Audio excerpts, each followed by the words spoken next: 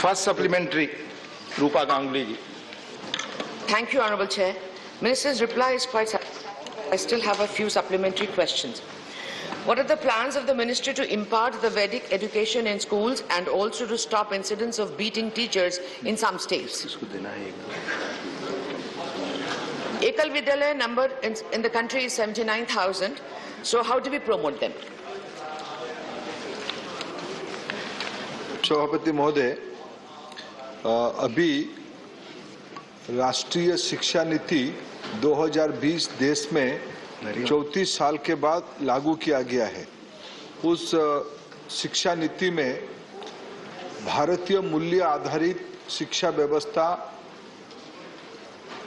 को लागू करने के लिए अनेक चैप्टर्स में चर्चा किया गया है। उसकी तैयारी सारे राज्यों में और सर्वभारतीय स्तर पे नेशनल कैरिकुलम फ्रेमवर्क और स्टेट कैरिकुलम फ्रेमवर्क, ये दो फोरम पे चर्चा हो रही है। अगले 1-2 सालों में इसकी एक व्यापक मसौदा तैयार हो जाएगा। उसकी आधारित भारत की 21वीं सदी में भारत की शिक्षा को आधुनिक लेकिन जड़ से जुड़ी हुई व्यवस्था बनाने की कल्पना है। वैदिक शिक्षा भी उसके एक अंश है। अभी भी अनेक यूनिवर्सिटीज में, अनेक अच्छे रेपुटेड कॉलेज में इंडिक शिक्षा की व्यवस्था है, जिसमें वैदिक की शिक्षा के बारे में चर्चा है। अभी राष्ट्रीय शिक्षा नीति में उसकी और ध्यान दिया जाएगा। यही सदस्य की दूसरा supplementary, Rupa ji. Thank you. How are teachers trained for developing the relationship of a mentor with the student? And sir, kindly keep this in mind that para teachers' salary is 10,000 per month.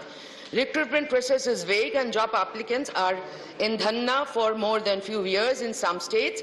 Last few month hunger strike is happening and 1.5 lakh permanent teachers posts vacant in state of West Bengal. So how do we plan to train teachers, sir?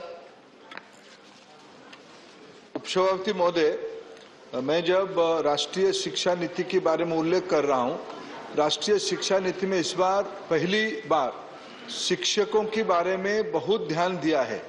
जब तक हमारे शिक्षक ठीक से प्रशिक्षित नहीं होंगे, well train नहीं होंगे, तब हमारी विद्यार्थियों की लाभ भी नहीं मिलेगा विद्यार्थियों को।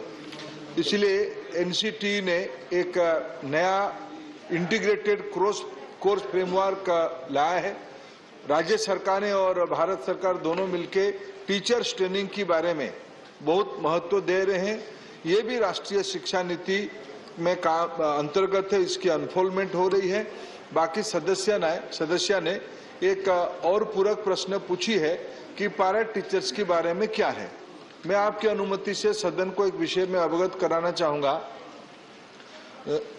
20-25 साल पहले जब स्वर्गीय अटल बिहारी वाजपेयी देश के प्रधानमंत्री होते थे, उसकी पहले ये टीचर वगैरह के विषय मूलतः राज्यों के पास था। सर्व शिक्षा अभियान के तहत जिन राज्यों में टीचरों की संख्या कम है विद्यार्थियों की तुलना में, एक गैप फिलिंग की इनिशिएटिव भारत सरकार एक सेंट्रल स्पॉन्सर्ड स्कीम पे लागू करके चलाया। उसको अभी लागू करके अभी तक समग्र शिक्षा के नाम पे चल रहा है। अभी देश की टीचर स्टूडेंट्स रेशियो अगर दिखा जाएगा तो पर्याप्त मात्रा में ठीक है, लेकिन कुछ चुनौतियां हैं। ये जो विषय पैरा टीचर की बात उठाएं, हम कोई नहीं चाहेंगे सदन में या देश में कोई नहीं चाहेगा कि भविष्य की पीढ़ी को पढ़ाने वाले विद्यार्थी टीचर अनट्रेंड हो। उनको लंबे समय तक मौका दिया गया है। पैरा टीचर कोई व्यवस्था नहीं है। कभी जिला पंचायत के माध्यम से उनको 20 साल पहले रखा गया था, लेकिन इन दिनों में राज्य सरकारों ने उनको मौका दिया ट्रेंड होने के लिए, +2 में मिनिमम मार्क रखने के लिए। ये सारा व्यवस्था हुआ है। सुप्रीम कोर्ट की निगरानी में अभी लेटेस्ट 2-2.5 साल पहले सुप्रीम कोर्ट ने उसको एक सर्वोच्च मत भी दिया है।